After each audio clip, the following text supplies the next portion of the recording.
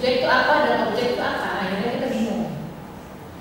Ketika kita memandang ke cermin atau ketika pertama kali mungkin perempuan sebagai objek ditaruh di pajak itu, tapi tiba-tiba dia gara-gara posisi itu dia mendapatkan keuntungan banyak sekali. Kayak Madonna itu. Pada awalnya dia model apaan sih, model centerfold-nya apa, Playboy gitu ya, objek banget kan, telanjang di situ di anak tengah gitu. Tapi tiba-tiba dengan segala macam keberaniannya dia muncul menjadi bintang dan akhirnya semua orang melihat dia dan menyembah dia dalam tanda kutip, dan dia jadi kaya. Dia bukan model aja ya, dia model nggak ece-ece, dia kan nggak sebagai penyanyi. Akhirnya orang justru menginginkan dia jadi subjek terus saja. Jadi dari posisi objek tiba-tiba berbalik menjadi subjek. Di situ saya mau mengatakan bahwa antara objek dan subjek itu ada pergerakan yang membingungkan. Kamu seolah-olah kamu melihat itu sebagai objek, tapi tiba-tiba nanti dia berbalik, dia menjadi subjek. Nah itu juga saya tulis banyak di dalam buku pengakuan eksplorasi pelajaran. Jadi pengetahuan juga gitu. Jadi itu seperti mengetahui, tapi kamu nanti balik lagi dia pengetahuanmu menguasai kamu. Jadi tadi pertanyaannya adalah soal objek dan subjek. Kalau di wilayah ada wilayah-wilayah yang membingungkan gitu ya, tapi ada wilayah-wilayah yang jelas sekali kapan objek itu tidak punya kekuasaan untuk membalik keadaan. Ya, misalnya kita lihat kalau pekerja seks yang kelas bawah itu ya tidak punya itu objek gitu, dari objek yang kita harus akui dan kita harus mengatakan bahwa itu ketidakadilan. Nah, dalam hubungan dengan keperawanan juga begitu. Saya kira kita melihat sekali, bahkan saya di buku pengakuan eksplorasi tajam saya menulis panjang lebar tentang itu. Proses saya menyadari bahwa ada yang tidak beres mengenai bukan keperawanan secara fisik, tetapi persepsi kita mengenai keperawanan. Jadi saya di situ membedakan antara keperawanan fisikal, jadi memang belum pernah gitu, sama atau keperawanan material yang memang belum tersentuh, butaan belum tersentuh, laki-laki belum tersentuh, perempuan belum tersentuh, emang perawan aja, emang materialnya perawan, sama keperawanan yang dikomodifikasi. Nah, apalagi orang Katolik ya, orang Katolik itu kan tergila-gila pada keperawanan Maria, obses banget. Orang Katolik itu obses pada keperawanannya Maria. Tapi jadi sebagai orang Katolik itu membantu saya menyadari bahwa ada satu keperawanan yang tadi material. Tapi di luar itu sebetulnya saya mau bicarakan adalah yang kita hadapi sekarang ini adalah keperawanan yang dikomodifikasi, yaitu dia dilengketkan dengan satu nilai tukar di mana perempuan itu kalau nggak perawan kurang harganya misalnya gitu ya. Sekarang juga misalnya pekerja seks yang perawan atau menjual keperawanan itu untuk transaksi seks itu harganya lebih tinggi. Nah di sini kita sudah melihat langsung bahwa tubuh perempuan itu langsung dijadikan objek. Dia dijadikan objek terus dikasih nilai. Dia diterapkan pada satu nilai tukar. Ada nilainya. Tapi si tubuhnya itu menjadi satu objek. Dan ya kalau keperawanan tentu saja perempuan punya cuma sekali loh. Siapapun kalau punya keperawanan namanya keperawanan kecuali Dewi Persik. Tapi saya senang sama Dewi Persik karena dia menunjukkan bahwa lu goblok banget tuh masih mencari-cari keperawanan zaman gini ketika dioperasi, dan dia dengan terbuka, saya mau memberikan keperawanan saya kepada suami saya kedua, ketiga gitu. Dan dia asik banget Pak. Dia sebetulnya melecehkan semua nilai-nilai yang memuja-muja keperawanan, karena dia gue bisa beli kok keperawanan, suka amat asal lu punya duit bisa beli. Jadi itu tolong banget dengan Dewi Persik kita melihat betapa konyolnya orang mencari keperawanan yang dikaitkan dengan suatu darah, itu menjadi tolong banget. Tapi ada orang yang memang memilih dunia tolol itu dan hidup di situ dengan bayangan-bayangannya. Dan ini kita heran, tapi ada kok yang memilih hidup dalam bayangan ketahuan itu ada. Terus dan kalau kita baca kan beberapa pada saat saya masih perawan, harganya bisa ada 15 juta, ada bukan orang terkenal gitu ya. Jadi memang ada yang obsesi merawani perempuan itu ada, sehingga ada harganya juga. Tapi buat saya, akhirnya kalau saya anjuran saya adalah orang tuh harus tidak peduli pada keperawanan. Bukan berarti harus perawan, tapi harus tidak peduli pada nilai itu. Kamu mau bersekutu mau enggak itu lain. Jadi bukan keperawanan materialnya, tapi di kepala itu nilai keperawanan itu harus ditiadakan buat saya. Kalau saya kan pilih tidak perawan. Waktu muda saya pilih nggak mau perawan. Tapi bukan itu. Maksudnya bukan itu. Maksudnya kalau kamu tuh takut juga misalnya sekarang gimana kan kembali. Aduh gua umur segini masih perawan, belum pernah gitu gimana jadi takut sendiri juga gitu kan. Itu juga keadaan yang nggak baik. Jadi buat saya sebaiknya kita nggak usah cemas pada perawan atau tidak perawan. Jadi jangan cemas karena tidak perawan, tapi juga jangan cemas karena masih perawan. Itu harus dihapuskan di dalam kesadaran. Ya itu menarik ya Mbak, sebab kalau ditanya misalnya di kelompok ini, siapa yang menuntut istrinya harus perawan? Mungkin ada banyak yang mengajukan tangan. Saya pernah lontarkan pertanyaan di kelas dan cukup banyak yang mengatakan.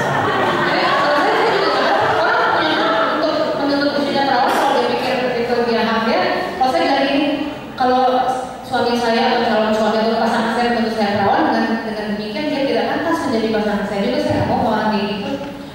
Terus emang lu punya apa lo? Lu nggak bisa buktiin kepercayaan lo. Oke, lu punya duit berapa? Lu punya rumah berapa? Jadi saya menuntut kekayaan. Maksudnya dan itu di pengakuan para pelajar saya juga mengatakan bahwa kita bisa gender equal dengan cara yang tidak menyenangkan. Ya, laki-laki boleh menuntut perawanan, kemudaan, kecantikan. Perempuan juga boleh menuntut, kan dia akan melahirkan anak ya. Gue mau anak gue sekolahnya bagus di luar negeri, nggak mau di sini. Gue nggak mau orang miskin. Bisa, jadi kita bisa gender balance, tapi dengan cara yang tidak manusiawi. Bisa. Tapi bukan itu hubungan yang saya inginkan kalau saya. Saya menginginkan hubungan, itu yang saya tulis dalam pengakuan eksplorasi terjang adalah bukan hubungan antara laki-laki perempuan, tapi antara manusia dan manusia. Jadi itu saya akan kasih lihat step-stepnya bagaimana ya laki-laki dan perempuan tadi bisa. Kalau saya kan bisa laki-laki adalah suami adalah kepala keluarga, oke, gue mau yang hebat dong, nggak mau yang dosen.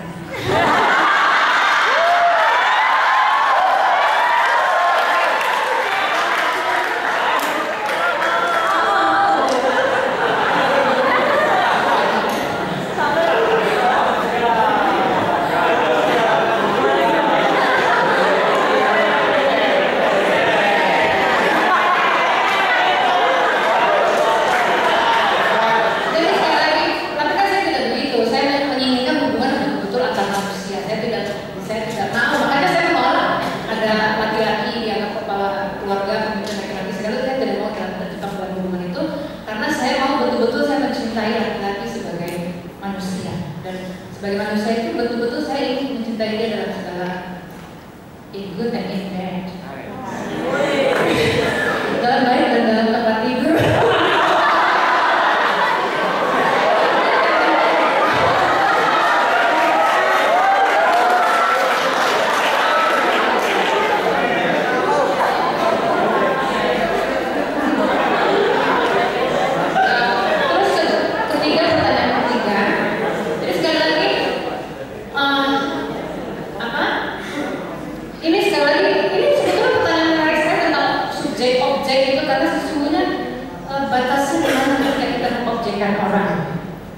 Nah, pertanyaan ketiga saya mau menghubungkan juga dengan itu, gini.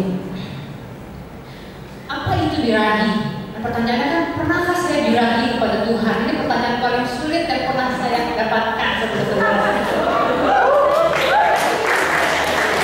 Kalau biasa itu lain. Pernahkah saya birahi kepada Tuhan? Dan Tuhan saya itu jelas wujudnya laki-laki telanjang. Nah, dia sangat mungkin dibirahiin.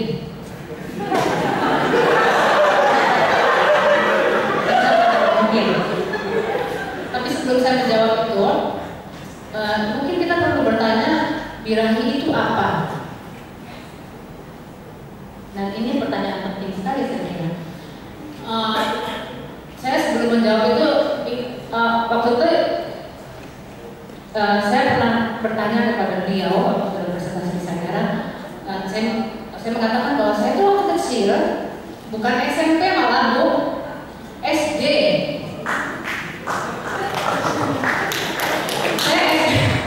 Saya itu kan baca kitab suci. Oh, saya senang baca kitab suci, karena itu seru, ceritanya seru. Kalau ada yang bosanin, buku-buku lewatin aja. Ada lagi yang seru-seru gitu ya. Ketemu hidung aku gile. SD.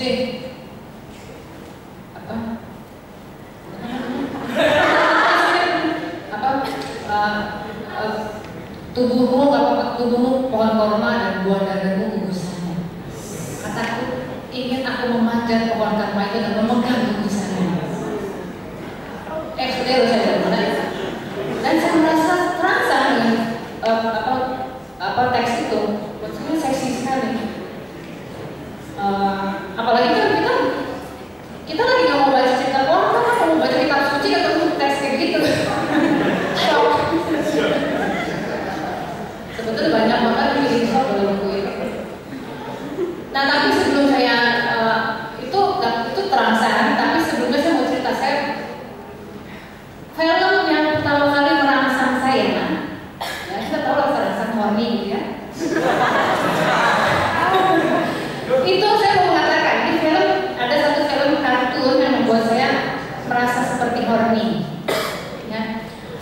Itu judulnya It's the Wolf, Hanna-Barbera. Ya. Coba deh tonton It's the Wolf, Hanna-Barbera. Itu saya kecil banget, mungkin kelas 1 SD kali, atau kelas. Soalnya sebelum bisa terlalu baca.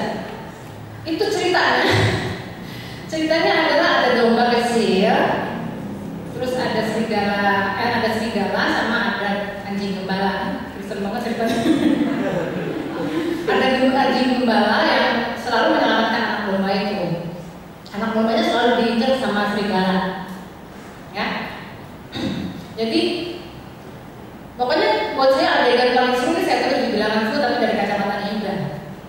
Adegan saya paling seru adalah buat saya ketika si dombanya itu sudah tertangkap terus dikasih merica mau dimakan. Itu buat saya seksi banget.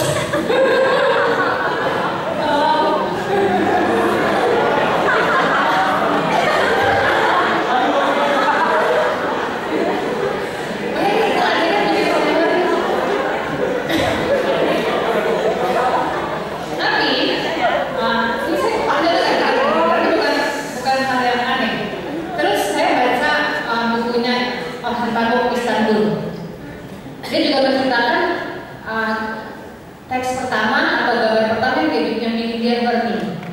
Itu nggak ada hubungan sama seks. Itu kalau nggak salah adegannya ada satu adegan monster atau apa yang saya makan kamu. Jadi adegannya itu dan buat kamu itu merangsang sekali. Waktu kecil juga. Yang saya mau katakan, sekarang saya mulai berpikir bahwa kita belum ngomong birahi ya. Sesuatu erotisme itu, sesuatu dengan eros, dengan erotisme, dengan syahwat itu bukan punyanya orang dewasa aja. Itu anak kecil punya. Dan buat saya berpikir jangan-jangan sebetulnya itu potensi yang belum berbentuk, tapi dia berhubungan sama ketegangan. Jadi berhubungan dengan sesuatu yang menegangkan dan klimaks. Karena polanya begitu juga kan. hubungan seks kan gitu juga kan, terangsang, klimaks, selesai juga. Cerita juga saya selalu baca orang, cerita tuh gitu aja strukturnya, naik, klimaks, turun. Hidup juga gitu.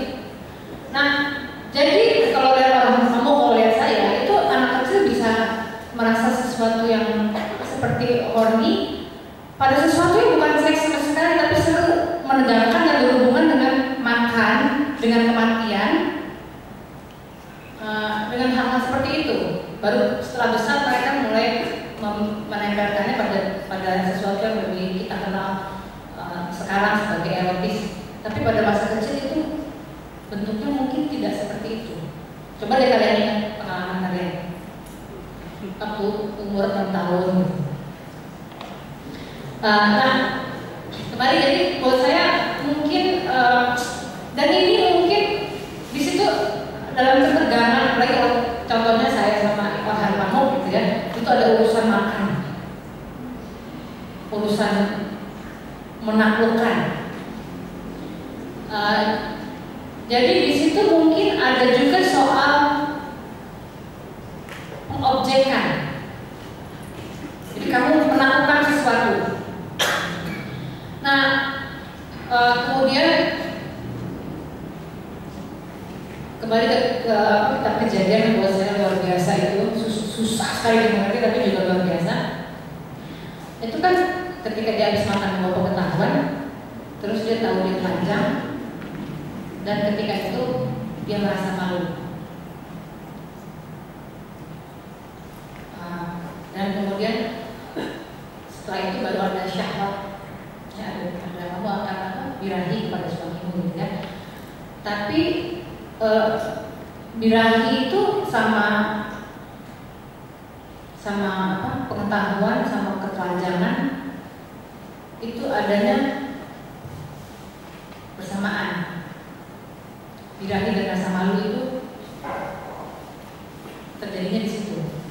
Yang saya mau katakan adalah yang saya mau tekankan di sini adalah bahwa dalam syahwat yang kita kenal sekarang, syahwat di antara manusia dengan manusia lain dalam hubungan seks, itu ada objektifikasi. Kita memandang yang lain atau kita memandang diri kita sendiri dalam relasi objektifikasi. Ketika kita bergairah pada orang, kita melihat dia sebagai objek, atau kadang-kadang juga dalam hubungan masokisme ya, justru rangsangan itu muncul dengan perasaan bahwa diri sendiri adalah objek. Tapi relasinya adalah relasi subjek-objek. Saya pernah juga bicara gini di kalangan rohaniwan Katolik. Saya mengatakan bahwa para rohaniwan itu mungkin punya beban pada umatnya untuk mengatakan seks itu sakral atau baik adanya. Tapi buat saya, kita harus mengakui bahwa seks itu mengandung problem ini. Problem apa? Mengobjekkan orang lain. Saya biasanya suka bilang, mungkin sih sekali-sekali ada hubungan seks yang aduh benar-benar karena sayang gitu. Romantis, sayang, amat gitu. Tapi itu cuma berapa persen dari seluruh hubungan seks yang bisa terjadi, bahkan dalam hubungan suami istri. Fantasi liar macam apa yang berkuasa? Misalnya saya bilang, ya mungkin saya pernah punya sekali bercinta yang aduh karena sayang banget gitu. Tapi sisanya mah mengobjekkan gitu. Jadi buat saya seharusnya, ini sebelum ngomong birahi itu ya, saya mau mengatakan dulu bahwa birahi yang kita kenal ini atau syahwat yang kita kenal itu pada umumnya dominannya adalah dalam relasi subjek-objek. Dan saya tidak bisa membayangkan manusia bisa tertarik dengan begitu sering kepada, manusia bisa bersetubuh dengan begitu sering gitu ya, dalam relasi yang lebih mulia. Kenapa kita bisa bertumbuh atau bercinta begitu sering itu justru dalam sebuah relasi yang kinky, yang seru-seru gitulah, yang agresif, yang dengan fantasi yang macam-macam, bukan dengan persetubuhan yang mulia itu. Sangat tidak menarik. Nah tapi jadi yang kita kenal itu kebanyakan, apalagi dipresentasikan dalam gambar-gambar, dalam media massa, itu adalah hubungan di mana bentuknya adalah relasinya selalu subjek objek. Itu bisa tukar-tukar, bisa cowoknya jadi subjek, ceweknya jadi subjek juga, bisa tukar-tukar, tapi selalu seperti itu. Makanya dalam cerita-cerita Enrico saya menulis bahwa ya kita ini si tokohnya ini merasa equally gender, merasa setara, tapi sesungguhnya karena kesempatan menjadi objeknya sama dengan kesempatan menjadi subjek. Jadi kadang-kadang si cowok jadi subjek, kadang-kadang si cewek jadi subjek, itu setara aja, tapi hubungannya adalah subjek objek. Nah, kalau pertanyaannya, pernahkah saya birahi kepada Tuhan? Itu mungkin suatu erotisme yang ditanyakan, bayangan saya adalah erotisme yang bukan subjek objek. Jadi suatu rasa erotis,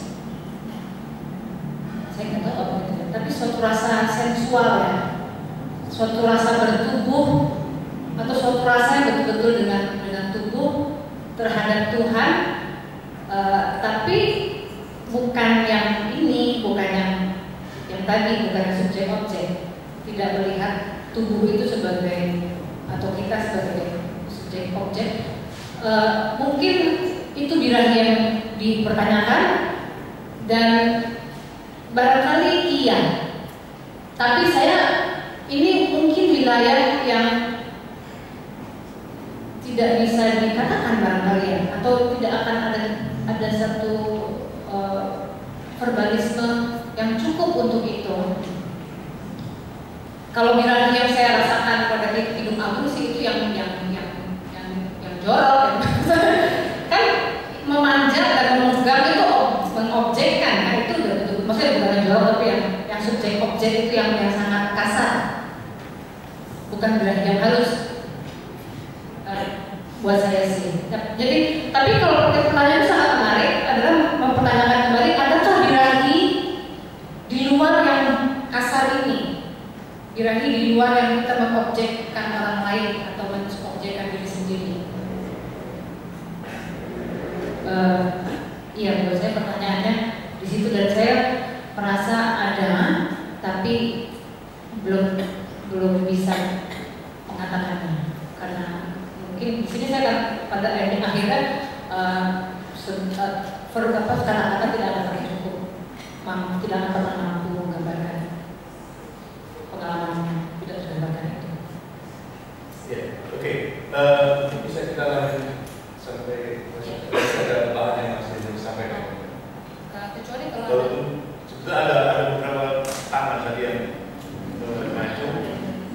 Kita mau diajukan 1 di sana, 2, 3, 4. Oke, di belakang. Oke.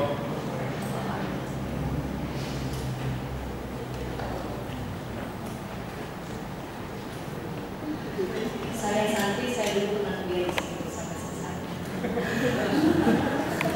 Iya, persoalan suami adalah kepala keluarga itu juga persoalan yang sulit begitu. Ya, sekolah di sini kita bilang kita setara dan lain-lainnya. Tapi begitu sampai di dunia realitas aslinya begitu ya, saya begitu menjumpai kesulitan. Ya, alasannya bisa saja dipakai pernyataan yang cenderung eufemistik. Ya, suami itu kepala, tapi istri tiangnya itu kan bagi saya sebuah upaya istilah yang kompromistis saja, nggak lebih begitu. Jadi oke lah suami kepala, tapi istri perempuan tiangnya, ataupun kepala tapi kalau perempuan lehernya, untuk menggambarkan yang satu tidak mengepalai yang lain. Tapi begitu sampai pada realitasnya juga nggak seperti itu. Contoh, sampai kepada bagaimana hubungan lelaki perempuan, seksualitas lelaki perempuan ataupun suami istri diranjang, sejauh mana mereka berdua kesepakatan apakah ia sama-sama mau atau yang satu sebetulnya sedang capek dan satu sebetulnya sedang mau banget, atau juga sampai pada kesepakatan kita punya anak atau tidak. Kalau tidak punya anak berarti yang perempuan harus minum PKB.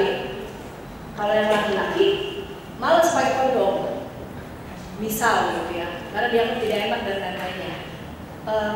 Ini juga pernah ada seorang perempuan gitu yang cerita. Ini tetangga, dan ini sebuah cerita yang pilu ya. Jadi perempuan ini seorang istri punya anak 4, dia harus juga bekerja sebagai kuli cuci dan lain-lainnya, dan begitu sampai rumah suaminya meminta tanpa ada kesepakatan, tetapi istrinya sudah lelah karena harus mengurus suami, anak dan lain-lainnya, lalu kemudian si suami nyeleweng dalam tanda petik dengan alasan tidak mendapat dari istrinya begitu. Lalu kemudian si istri malah menyalahkan dirinya sendiri. Salah saya juga ya, karena saya tidak memberikan pelayanan yang cukup sempurna. Artinya saya mau katakan gini, ini persoalan yang pelik begitu. Bahkan bagi orang yang menganggap dirinya di kepalanya kita setara, tapi ternyata dalam hal yang hari-hari ini saya sampai di utopi saya begitu, relasi yang sungguh-sungguh setara itu nyaris tidak ada sepertinya. Hanya di konsep, tetapi begitu sampai pada dunia hari-hari kita sedang menikmati apa yang dianggap privilege bagi kita di satu sisi, dan di sisi yang lain privilege saya bukan ini begitu, dan kebanyakan orang sedang memainkan privilege-nya masing-masing. Itu aja kali ini. Oke, berikutnya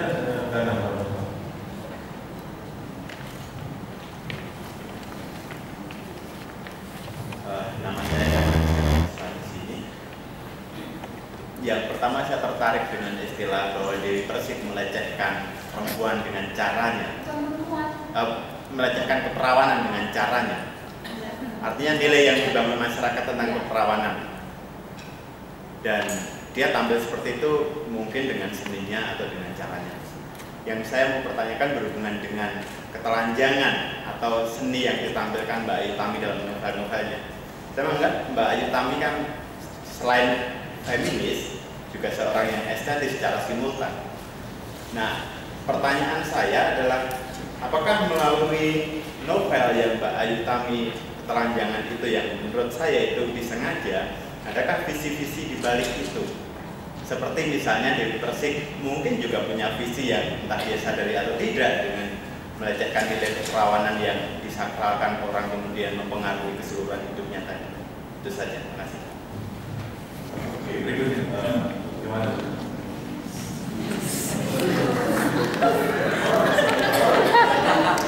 Saya dari semester 3, buku yang kami bahas eksplorasi pelajar. Yang mau saya tanyakan adalah pertama, saya mau menyampaikan bahwa saya juga orang yang sangat senang ketika seksualitas itu dibicarakan dengan jujur. Ketika seksualitas tidak dibicarakan dengan jujur, saya melihat bahwa orang yang mengatakan itu dengan bersembunyi itu berarti saya melihat orang itu munafik, seperti itu.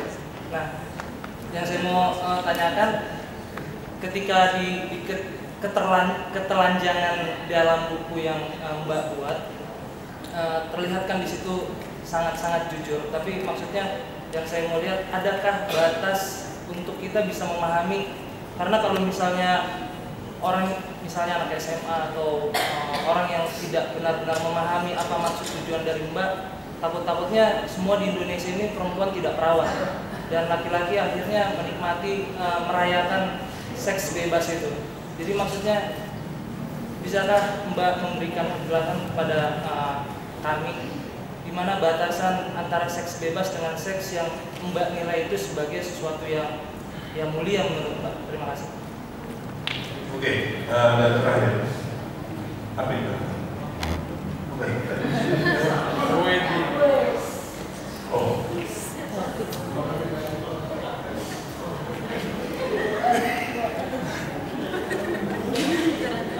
Nama saya Raymond Christopher. Saya mahasiswa SMB Jakarta. Saya mau bertanya, Mbak. Meskipun saya tidak membaca habis dan tidak mengikuti kelas MPT dengan baik,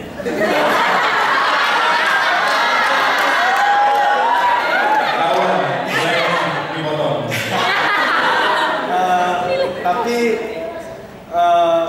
terlepas dari pengalaman juga, sungguh menarik emang tentang cerita Mbak di novel Ekspansi Lajang. Dan saya mau bertanya Mbak satu hal, apa pendapat Mbak mengenai cinta dan nafsu dalam hubungan yang pernah Anda temui dalam pengalaman hidup Anda? Cinta dan nafsu. Terima kasih. Selama ini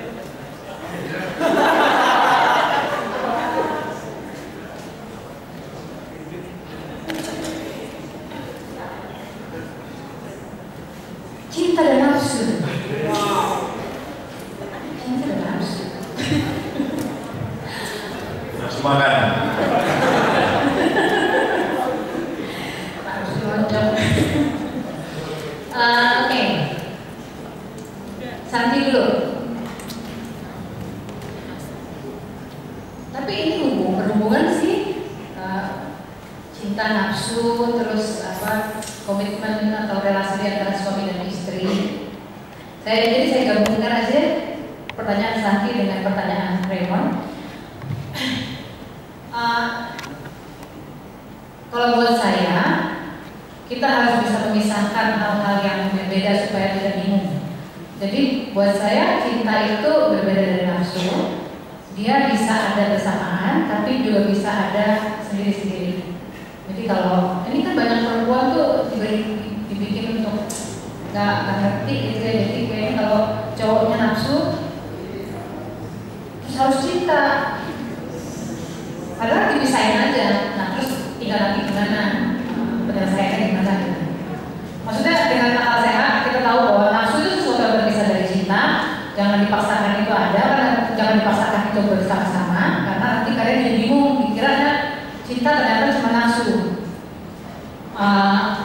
Nah, tapi yang menyenangkan tentu saja kita bisa bernafsu dengan pasangan kita. Kan sedih juga kalau kita cinta sama pasangan kita, tapi nafsunya sama orang lain. Agak menyedihkan juga. Jadi memang yang ideal kan kalau kita punya pasangan itu kita cinta dan nafsu pada dia atau sama-sama beres. Kalau nggak nafsu tuh, kalau dua-duanya sama-sama nggak nafsu tapi cinta, itu hidup juga beres. Nggak apa-apa, kalau kita cinta tapi kita nggak nafsu, tapi kan kita bisa bersama-sama. Beres juga, nggak apa-apa.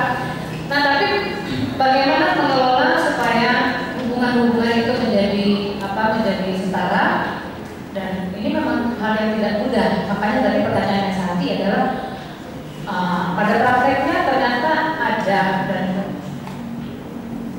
pada prakteknya kok nggak segampang itu ya. Tapi kembali lah, misalnya saya gini,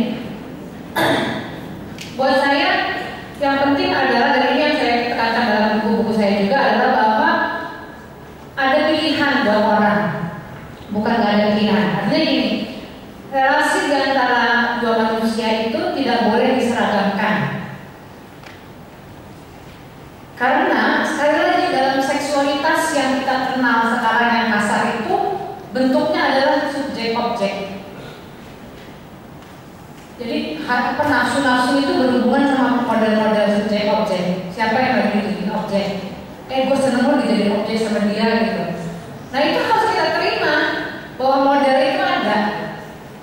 Bahkan seorang aktivis feminisnya itu saya lihat bisa terjebak dalam sebuah hubungan di mana dia merasa, aduh gue kok dianiaya, terus dia merasa sure sendiri gitu. Jadi kita harus menerima irasionalitas seksualitas.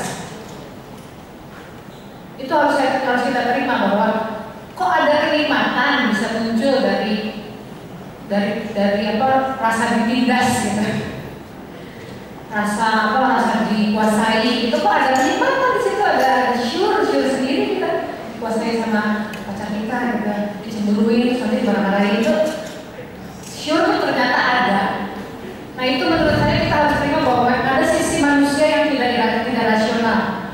Nah persoalannya adalah bagaimana irasionalitas itu bisa berjalan secara cukup seimbang dan adil. Emang mau dikuasai kok, emang semuanya dikuasai kok nggak boleh? Boleh dong, iya kan? Misalnya saya sebagai istri, saya maunya dikuasai sama suami, maksudnya nggak boleh? Ya boleh menurut saya. Nah justru itu kita membutuhkan sebuah negara yang mengakui bahwa relasi itu bisa macam-macam bentuknya. Bukan cuma laki sebagai kepala keluarga, itu cuma satu bentuk relasi. Relasi yang lain ada. Nah seharusnya buat saya kita tuh menerima ada macam-macam relasi dan silakan si dua orang ini menentukan relasinya mereka sendiri. Nah memang bahkan dari dua orang itu kan menyesuaikan juga pasti susah. Dan bisa juga laki-laki. Bisa dengan laki-laki kan, bisa laki-laki dengan laki-laki atau perempuan dengan perempuan kan juga relasinya kadang-kadang yang satu tidak dikuasai, yang satu mau berkuasa. Modelnya gitu lagi bolak-balik relasi objek-subjek, relasi penguasaan yang dikuasai. Dan itu harus diakui bahwa ada kenikmatan bermain di situ. Dan silahkan kalian menentukan dua orang ini model relasi yang macam apa yang bisa berjalan buat kalian. Tapi kan kita masih dalam masyarakat di mana ada usaha penyeragaman. Pertama penyeragaman heteroseksual, kedua penyeragaman di mana laki-laki menjadi penguasa. Nah itu yang sebetulnya harus kita pecah dengan menerima ada banyak model relasi, apakah itu gendernya atau siapa yang menjadi yang berkuasa dan tidak berkuasa. Dan buat saya sebagai perempuan sebetulnya kita, maksud sebagai manusia, maksud sebagai perempuan, sebagai manusia kalau kita bisa dalam sebuah relasi, itu melayani bukan hal yang buruk, melayani adalah hal yang bagus. Tapi kalau kita dipaksa hanya melayani maka menjadi buruk. Pertanyaan Dana, telanjang dan estetik visinya apa? Sebetulnya visi saya adalah mengajak manusia untuk jujur. Karena buat saya bagaimana kita bisa hidup kalau kita tuh nggak bisa jujur. Kalau saya suka banget sama Pak Seto, suka aja nggak terlalu gampang pokoknya. Tapi bagaimana saya misalnya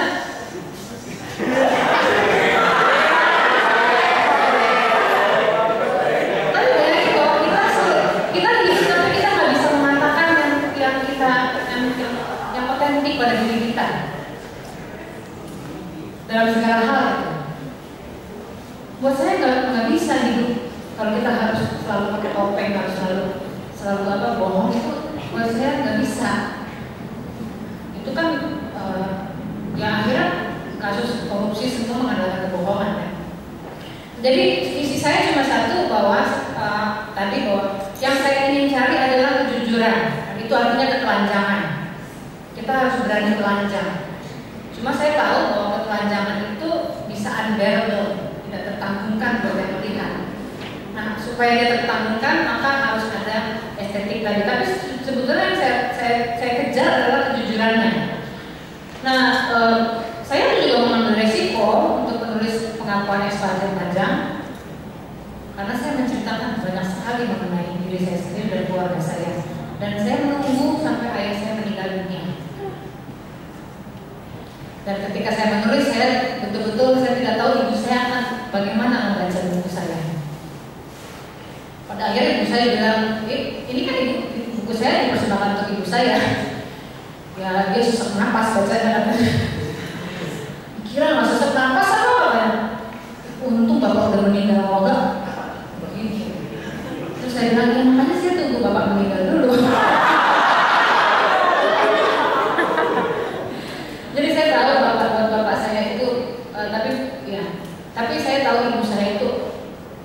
kuat menanggung itu. Jadi dia bisa membaca dan dia bisa menerima. Tapi bukan tanpa resiko ya. Maksud saya membukakan diri itu bukan tanpa rasa sakit pada ibu saya juga. Tapi buat saya itu jalan yang harus diambil karena tadi banyak hal, banyak soal munafik, banyak soal problem seksualitas juga, problem perempuan yang harus dibukakan pelan-pelan. Terus pertanyaan Yohanes, adakah batas? Ya itu tadi, nggak usah susah-susah deh, baca aja Alkitab. Itu yang horor banyak banget di situ, yang erotis banyak di situ, yang horor juga banyak di situ. Toh kita menerima itu sebagai sebuah buku, dan kadang-kadang ada anak kecil kayak saya baca Alkitab terus horny. Baca Kidung Agung ya harus diterima. Jadi mungkin kita nggak usah takut. Dan saya juga ingin mengembalikan lagi bahwa kita mengira seks itu adalah miliknya orang dewasa.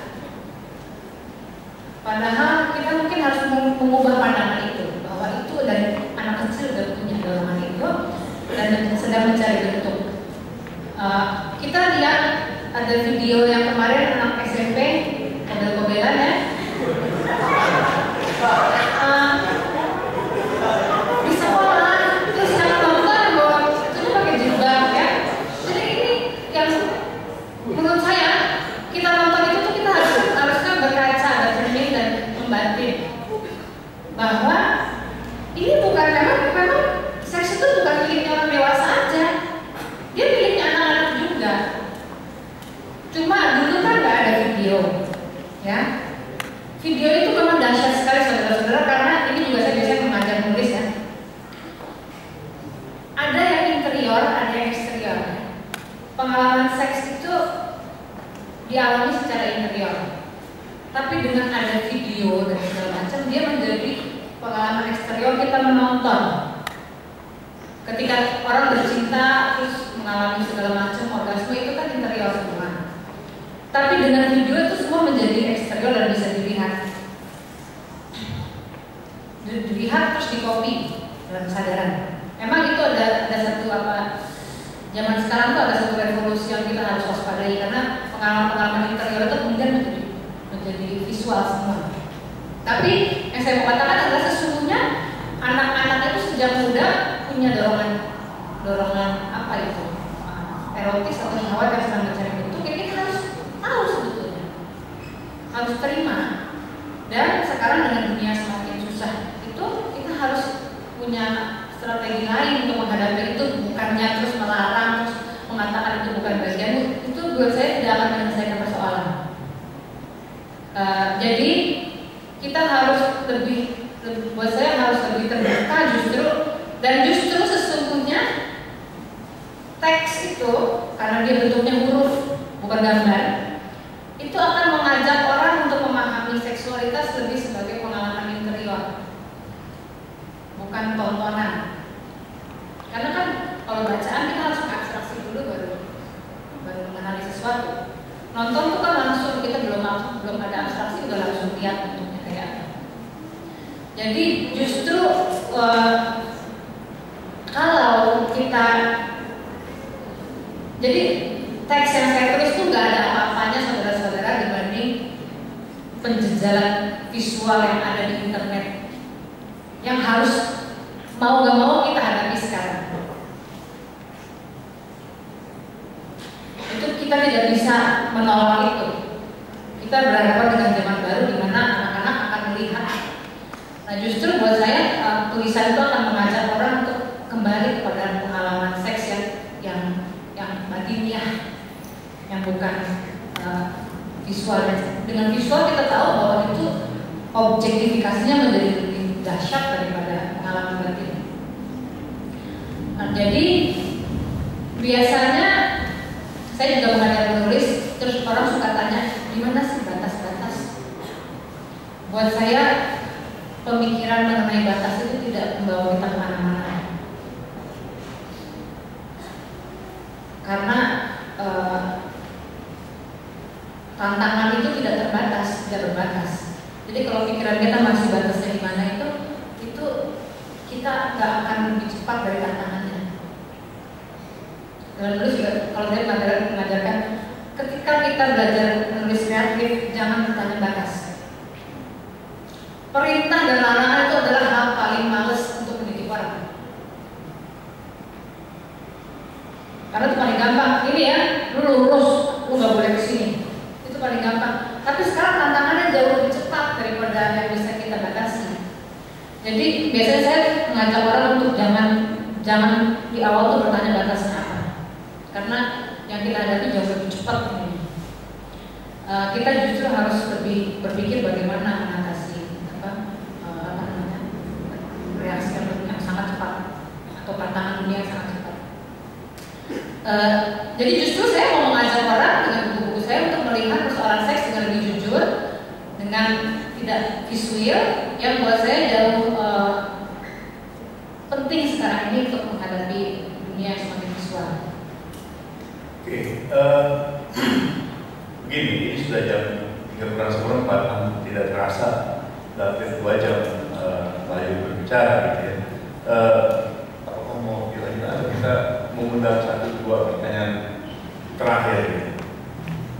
Dan, ya, dua pertanyaan terakhir. Kalau bisa orang yang lain ada? 1 di belakang. Ada lagi? 1, 2. Oh, 2 orang, oke. Grace dan Mika. 2 pertanyaan terakhir.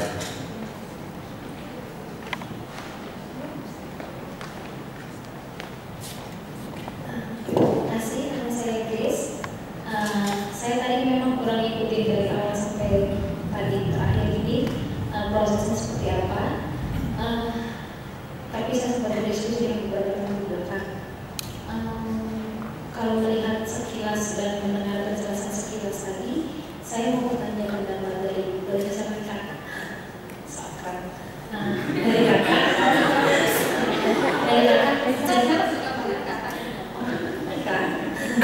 Kalau begitu, menurut kakak sendiri, apakah melakukan seks itu adalah sesuatu yang adalah hal yang tidak berdosa? Adalah hal yang tidak berdosa. Dan kalau begitu, siapapun berarti bisa melakukan hal itu. Siapapun bisa melakukan hal itu, mau dia kecil, mau dia besar. Kalau itu adalah pilihan kita masing-masing, kan kita mau melakukannya atau tidak.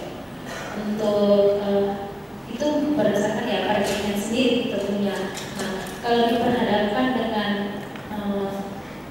norma-norma dalam agama dan kepercayaan kita masing-masing, apakah itu menurut kita sendiri seks itu masuk sebagai dosa ataukah ya itu kan pilihan kita bersama kita, seperti itu aja sih. Terima kasih. Iya, oke. Kemudian berikutnya Mika.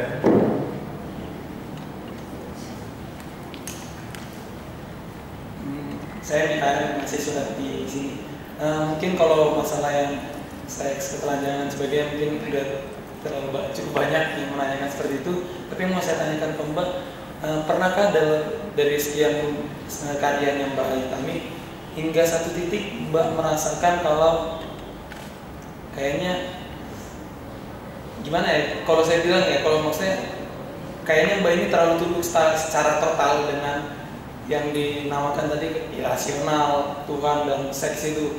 Apakah Mbak sempat merasakan satu titik, oke, karya saya berikutnya janganlah mengenai 3 hal ini karena mungkin ya kalau lah kalau Mbak Ayu nggak jenuh atau sebagai itu oke, tapi kalau saya sendiri kalau terlalu stuck, bukan stuck sih, kalau terlalu seragam pun saya nggak, satu titik saya kan tersentil, nggak ada keluarga dari sini.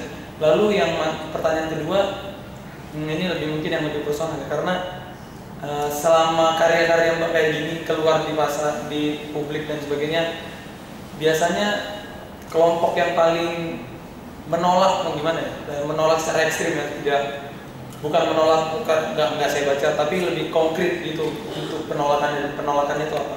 Terima kasih. Ya, terima kasih.